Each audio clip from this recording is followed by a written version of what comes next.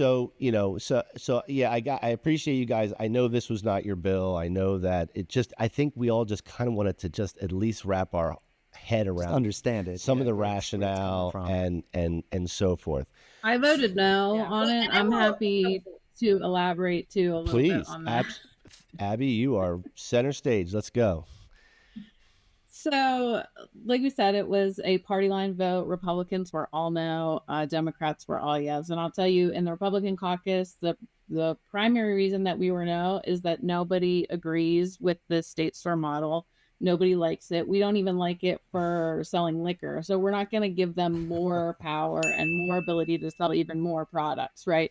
So, besides that, we've been told that it would completely decimate the medical industry that we already have here in Pennsylvania, and that would put patients at risk, and potentially remove their access to their medication, right? So it was an easy no vote for me. I obviously support the legalization of cannabis, but my argument has been from the beginning that we need to do it responsibly. We need to do it the right way and make sure that we are, one, protecting our patients. We are, getting rid of the illicit market.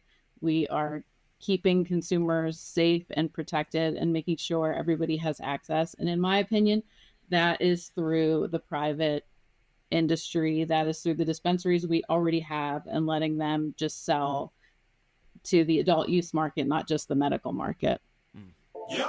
Well, I'll tell you, Abby, I completely 100% agree with you. I don't believe that the state should be selling anything, let alone cannabis. I don't think they should be selling liquor either. I don't think that's the job of the state. I believe that the state has rights for oversight, as all the other states do, and they do. Should. Yeah. But I don't see why it has to be controlled other than, frankly, greed, if you ask me. I mean, I can. Well, honestly, when you look at the numbers, it's not even like we wouldn't be making more money. First of all, the sale of liquor hardly nets us a profit as it is. And the HB 1200, the way that they were putting it into the state stores, first of all, the liquor stores aren't capable of selling cannabis, so we would have to open new state-run dispensaries. So it wouldn't be on the same shelves, it wouldn't be in the same stores with liquor. So in order to do that, we're already putting ourselves in the hole to create these dispensaries. So we ran the numbers. It would cost $500 million probably just to get the state store dispensaries up and running. And it would be maybe 20 years before we ever actually saw a profit by the time we dug ourselves out of that hole. So it would be 5 years before we ever sold an ounce of legal marijuana out of a dispensary. It's funny that probably. I mean, I'm guessing. It's funny that you mentioned 500 million, because when you were on the show, Emily, last time, I said, what do we anticipate this bringing in? You said 420, which I thought was kind of humorous just because it's 420, but but we're all, we all have a little bit of business minds, right? And the business mind says you don't want to spend 500 when your opportunity is at 420. And so